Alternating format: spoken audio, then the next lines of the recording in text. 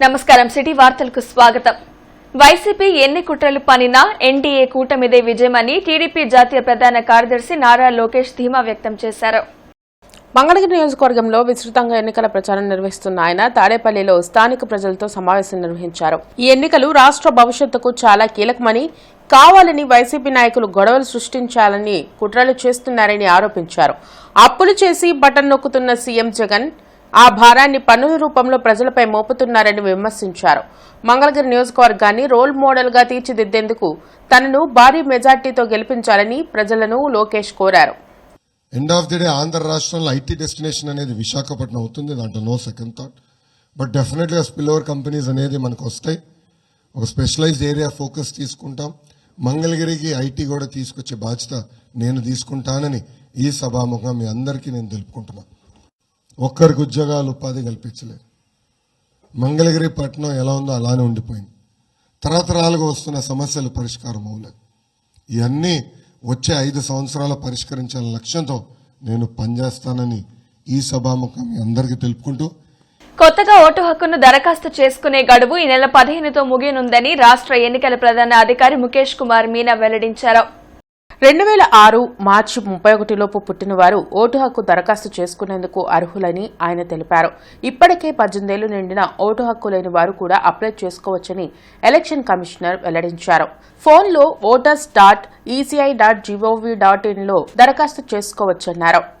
Vote పొందిన వారికి ఈ సార్వత్రిక ఎన్నికల్లో ఓటు వేయొచ్చన్నారు. తూర్పు నియోజకవర్గ అభివృద్దిపై ఎమ్మెల్యే ముస్తఫాకు ఇండియా కూటమి తూర్పు నియోజకవర్గ ఎమ్మెల్యే అభ్యర్థి మస్తాన్ వలి సవాల్ చేశారు. నెహ్రూ నగర్ పరిసర ప్రాంతాల్లో మస్తాన్ వలి ఎన్నికల ప్రచారాన్ని నిర్వహించి రానున్న ఎన్నికల్లో ఇండియా కూటమిని గెలిపించాలని కోరారు. నచ్చిన వార్డులో కాంగ్రెస్ చేసిన అభివృద్దిపై చర్చించేందుకు సిద్దంగా ఉన్నామన్నారు. తాను ఎమ్మెల్యేగా ఉన్న సమయంలో ప్రతి వార్డులో 5 నుండి 6 కోట్ల రూపాయల అభివృద్ది పనులు చేసినట్లు తెలిపారు.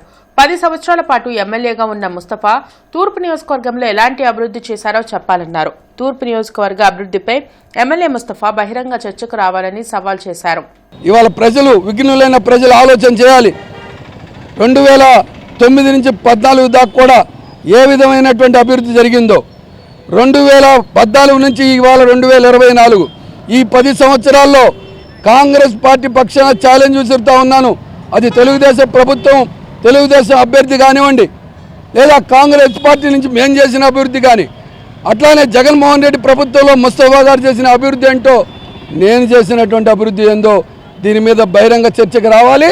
దమ్ము నిజంగా నీలో చిత్తశుద్ధి అభివృద్ధి చేసినట్టుంటే నువ్వు నాతో చర్చకు రావాలని చెప్పి డిమాండ్ విసురుతా ఉన్నాను.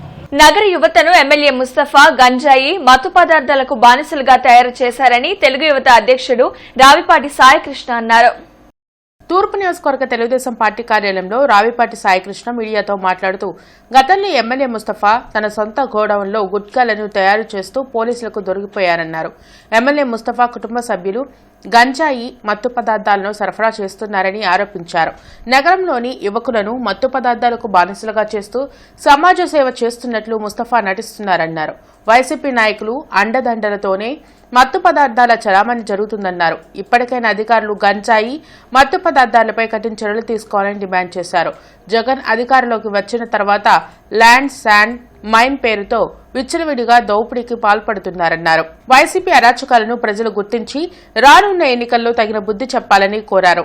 గతంలో గుంటూరు జిల్లా ఎస్పీగా అమ్మిరెడ్డి గారు ఉన్నప్పుడు సాక్షాత్ గుంటూరు సిట్టింగ్ ఎమ్మెల్యే, 2 సార్లు గుంటూరు తూర్పు నియోజకవర్గ ప్రజలు ఆదరించిన ముస్తఫా గారు ఆయనకు సంబంధించిన గోడౌన్లోనే ఏదైతే అంటారు మేక్ ఇన్ ఇండియా స్ఫూర్తి అని, మేక్ ఇన్ ఇండియా స్ఫూర్తితో సొంత గోడౌన్లోనే గుట్కాలు అలాగే వివిధ మత్తు పదార్థాలు తయారు చేస్తున్నారని చెప్పి అప్పుడు రైడింగ్లో దొరకడం కూడా జరిగింది. తర్వాత ఒక గుంటూరు తూర్పుని కాదు, రాష్ట్రం మొత్తం మీద గతంలో అన్నపూర్ణగా ఉన్న ఆంధ్ర రాష్ట్రం, బియ్యం ఎగుమతుల్లో ప్రథమ స్థానంలో ఉన్న ఆంధ్ర రాష్ట్రం, అలాగే గుంటూరు ప్రధానంగా గుంటూరు చూసుకుంటా ఉంటే అటు మిర్చి కానివ్వండి, కాటన్ కానివ్వండి, పొగాకు కమర్షియల్ క్రాప్కి 1,00,000 కోట్ల టర్నోవర్ గుంటూరు నుంచి జరుగుతూ ఉంటుంది. అంత పేరుగాంచిన గుంటూరుని ఈరోజు గంజాయికి అడ్డాగా మార్చేశారు. ప్రధానంగా గుంటూరు మొత్తం ఓవరాల్ టౌన్ కానివ్వండి, రూరల్లో చూసుకుంటే ఎక్కువ శాతం గంజాయి కానివ్వండి, మత్తు పదార్థాల వినియోగం కేవలం గుంటూరు తూర్పు నియోజకవర్గంలోని సుద్దపల్లి డొంక కావచ్చు, అటు నెహ్రూ నగర్ కావచ్చు, అలాగే ఇటు ఆనందపేట వైపు కావచ్చు, శ్మశానాలు ఉంటాయి అటువైపు కావచ్చు, అటు ప్రధానంగా ఎక్కువ వినియోగం జరుగుతూ ఉంది. బిందేశ్వరి ప్రసాద్ మండల్ 42వ వర్ధంతి సందర్భంగా టీడీపీ జిల్లా బీసీ విభాగం ఇన్నర్ రింగ్ రోడ్ చిల్లీస్ వద్ద ఉన్న బీపీ మండల్ విగ్రహానికి పూలమాలలు వేసి ఘనంగా నివాళులర్పించారు. సందర్భంగా టీడీపీ జిల్లా బీసీ విభాగం అధ్యక్షులు వేములకొండ శ్రీనివాస్ మాట్లాడుతూ బడుగు బలహీన వర్గాలకు రిజర్వేషన్ విషయంలో పలు ఉద్యమాలు చేసి ప్రజలకు అత్యంత చేరువైన వ్యక్తుల్లో బీపీ మండల్ ఒకరని తెలిపారు. దేశంలో 52% పైగా ఉన్న బీసీలకు హక్కులు కల్పించి వారి ఆత్మగౌరవం కాపాడిన బీసీల హక్కుల ప్రదాత, బీసీ రిజర్వేషన్ల పితామహుడు బీపీ మండల్ అని కొనియాడారు. కార్యక్రమంలో బీపీ మండల్ విగ్రహ కమిటీ అధ్యక్షులు డాక్టర్ ఆళ్ల వెంకటేశ్వరరావు, రాష్ట్ర బీసీ విభాగం ప్రధాన కార్యదర్శి మల్లి ఈశ్వరరావు, జిల్లా బీసీ విభాగం ప్రధాన కార్యదర్శి మాదల చిన్నకొండలరావు, రాష్ట్ర బీసీ విభాగం అధికార ప్రతినిధి ఉప్పుటూరు పేరయ్య యాదవ్ తదితరులు పాల్గొన్నారు. బడుగు బలహీన వర్గాల ఆశాజ్యోతి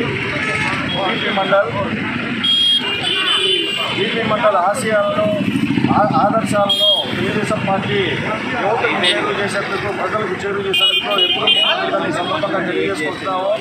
బీపీ మండల్ ఓబీసీగా రిజర్వేషన్లకి ఎంతో పోరాడిన వ్యక్తిని సందర్భంగా తెలియజేసుకుంటూ రాబోయే రోజుల్లో బీపీ మండలి ప్రభుత్వమే వీరి జన్మదినాన్ని కానీ ప్రభుత్వ పరంగా చేయాలని ఈ సందర్భంగా మేము డిమాండ్ చేస్తూ గత 5 సంవత్సరాలుగా వైసీపీ ప్రభుత్వం అనేక రకాల మోసాలకు పాల్పడిందని పశ్చిమ నియోజకవర్గ టీడీపీ ఎమ్మెల్యే అభ్యర్థి గల్లా మాధవి అన్నారు.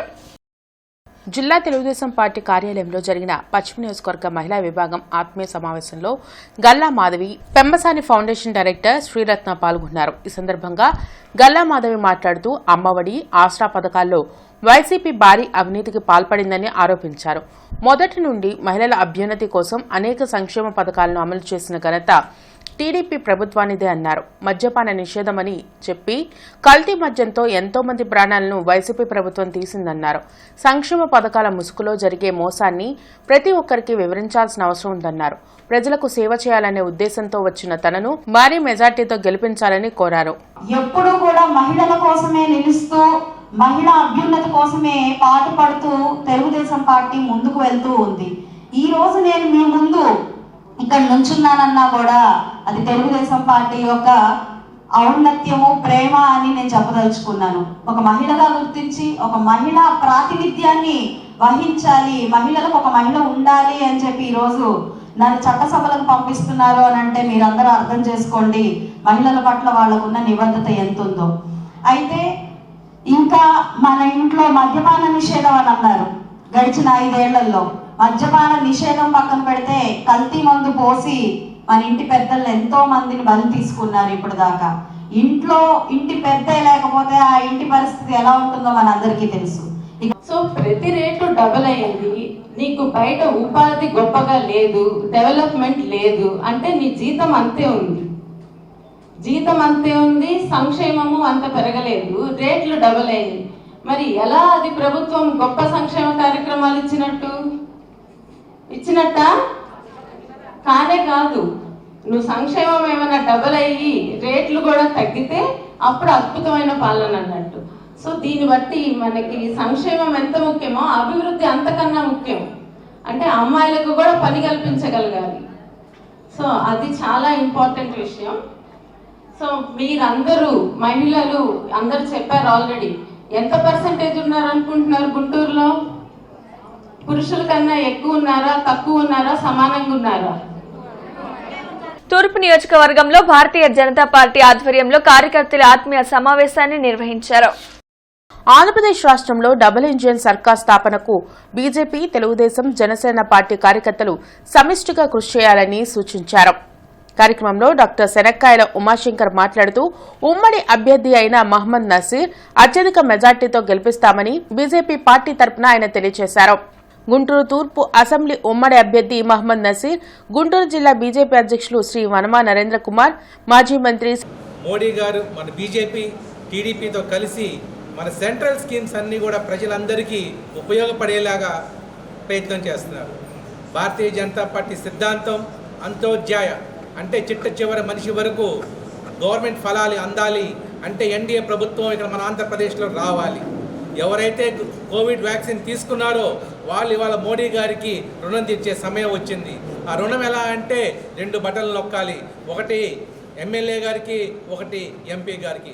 2 బటన్లు ఎన్డీఏ కూటమి గారికి సైకిల్ గుర్తుకి వేసి మన గుంటూరు జిల్లాలో ఆంధ్ర రాష్ట్రానికి తప్పనిసరిగా మంచి భవిష్యత్తు కోసం రాబోయేటువంటి రోజుల్లో ఏదైతే పెండింగ్ ప్రాజెక్ట్స్ ఉన్నాయో వాటినన్నింటినీ కూడా పూర్తి చేసుకోవాలన్నా, ఈరోజు అప్పుల ఆంధ్రప్రదేశ్గా మారినటువంటి ఆంధ్రప్రదేశ్ని రాబోయేటువంటి రోజుల్లో అగ్రగామి ఆంధ్రప్రదేశ్గా మార్చేందుకు మోడీ గారి సహాయ సహకారాలు ఎంత అవసరమో ఈరోజు చంద్రబాబు నాయుడు గారి నిర్ణయం ప్రకారం మనందరికి కూడా తెలుస్తూ ఉంది. అందుకని గుంటూరు తూర్పు నియోజకవర్గంలో కూడా నాకు అవకాశం కల్పించినప్పుడు కూడా భారతీయ జనతా పార్టీకి సంబంధించినటువంటి ప్రతి ఒక్క నాయకుడు కూడా, కార్యకర్త కూడా, నా కుటుంబ సభ్యులుగా వారందరికీ కూడా ఎటువంటి ఇబ్బంది వచ్చినా కష్టం వచ్చినా మనందరం కూడా ఒకటే కుటుంబంలాగా నేను పనిచేయడానికి సిద్ధంగా ఉన్నాం. ఇంటర్ బోర్డు ప్రకటించిన ఫలితాల్లో శ్రీమేధ విద్యార్థులు అత్యుత్తమ ఫలితాలు సాధించారని సంస్థ చైర్మన్ అన్న నందకిషోర్ తెలియజేశారు. Junior inter MEC Vijay Saikrishna, ATS Venkat 490 మార్కులు, B Hemanth 488, R Homitha 487, M Vamshivachan, NV Kaushik 486, M Gayathri 485 మార్కులు సాధించారని తెలిపారు. అదేవిధంగా ద్వితీయ సంవత్సరం ఎంఈసీలో R Rahul 977, DNS Dhanaraj 969, SK Shaheena 967, S Kishore 966, GRSS Vaishnavi 965 మార్కులు సాధించారని వెల్లడించారు. సీనియర్ ఇంటర్ సిఈసిలో డోలీ జైన్ 971, జూనియర్ ఇంటర్ సిఈసిలో పి సందీప్ 473 మార్కులు సాధించారని వివరించారు. విద్యార్థులను చైర్మన్ నందకిషోర్, డైరెక్టర్ శ్రీలక్ష్మి అభినందించారు. నేడు విడుదల చేసిన junior inter and senior inter MEC CEC ఫలితాల్లో శ్రీమేధ విద్యార్థులు అత్యధిక మార్కులు మరియు పాస్ పర్సంటేజ్ని సాధించడమైనది. జూనియర్ ఇంటర్ ఎంఈసీ విభాగంలో 500 మార్కులకు గాను Vijay Sai Sriya 490 marks, A Venkat 490, B Hemanth 488, R Yomithamahi 487, M Vamshi Vachan 486, NV Kaushik Sai 486, M Gayathri 485 వంటి టాప్ మార్కుల్ని సాధించడమైనది. మొదటి, రెండవ అర్ధ సంవత్సర ఆస్తి పన్ను, ఖాళీ స్థలము పన్ను ముందస్తుగా ఒకేసారి చెల్లించి 5% రాయితీ పొందవచ్చని కమిషనర్ కీర్తి తెలిపారు. ఉదయం 8 గంటల నుండి రాత్రి 8 గంటల వరకు సెలవు రోజుల్లో కూడా నగదు చెల్లించు కౌంటర్లు పనిచేస్తాయని, ఈ అవకాశాన్ని సద్వినియోగం చేసుకోవాలని కమిషనర్ సూచించారు. ఈ వార్త ఇంతటితో సమాప్తం. నమస్కారం.